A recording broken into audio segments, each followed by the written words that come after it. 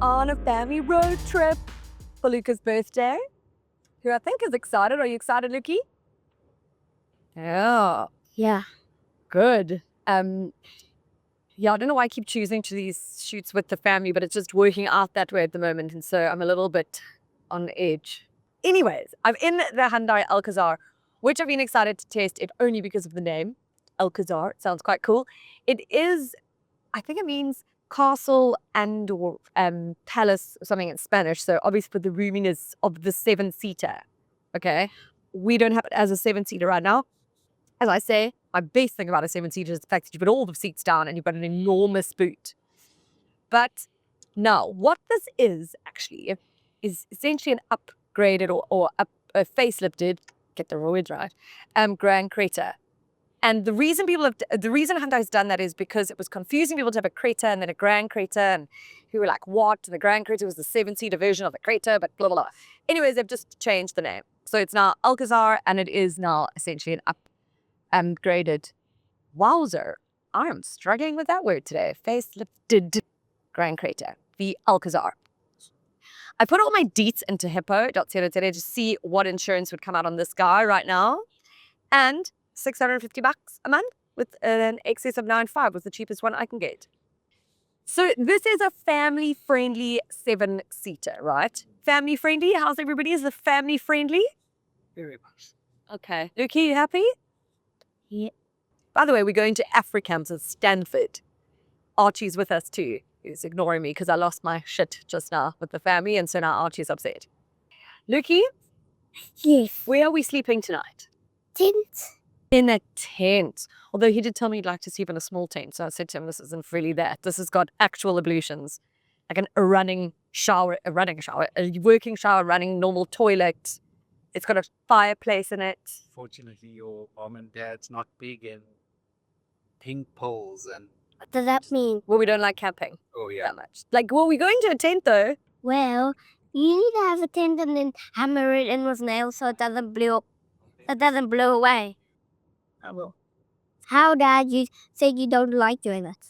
Now, it's a smart move that Hyundai's done here because obviously with the Chinese brands flooding the market, they always have to or have had to re-look at their offerings. And so what they've done is bring this in actually cheaper than what the Grand Creta was.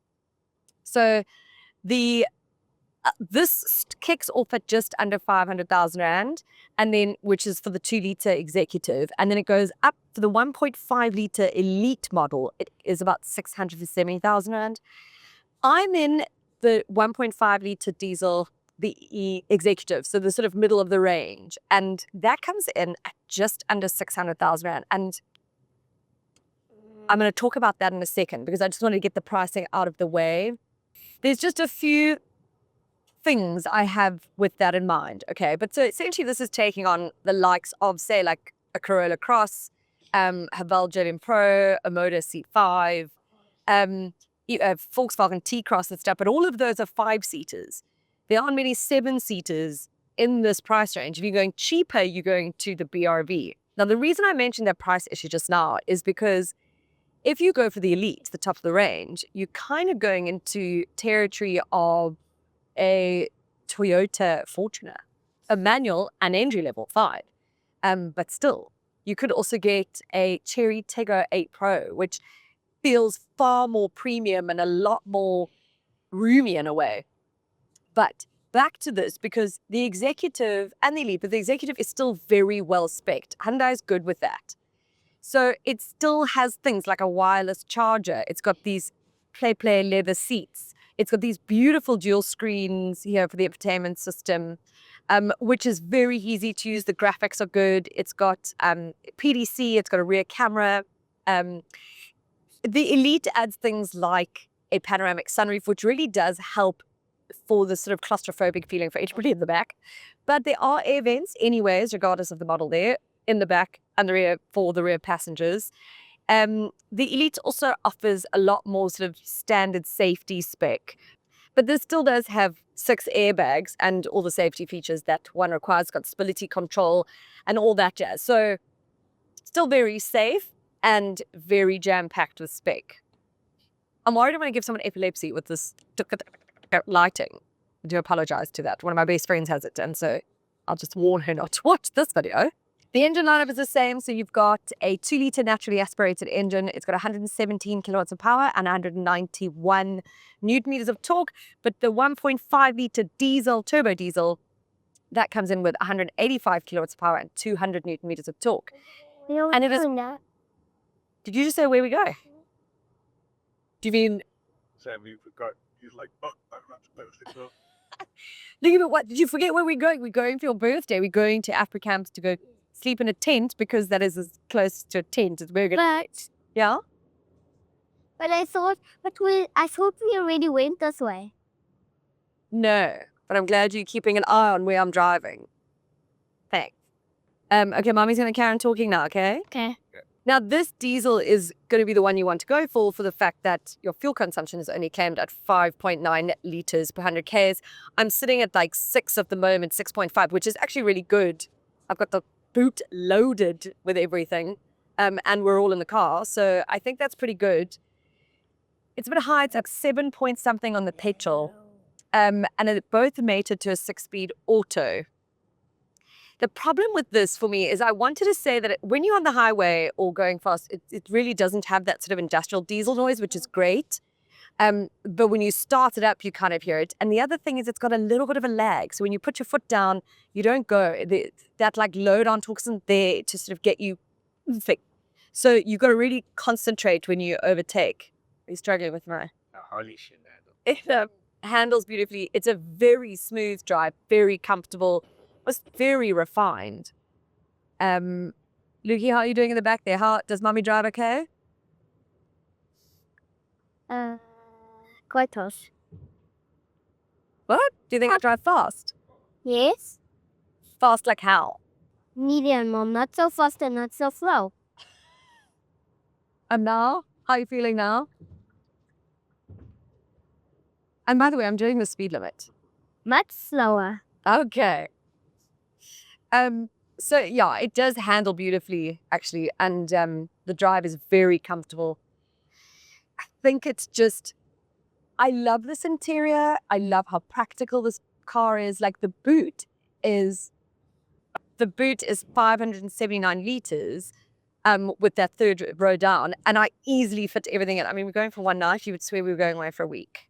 So I don't think we're the family to go on this bike, although maybe we are, because then if I promise you can fit anything in this car if we can go into it.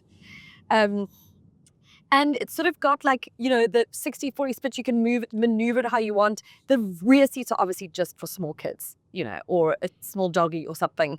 They're not particularly spacious, but again, it's a 7-seater in this sort of car.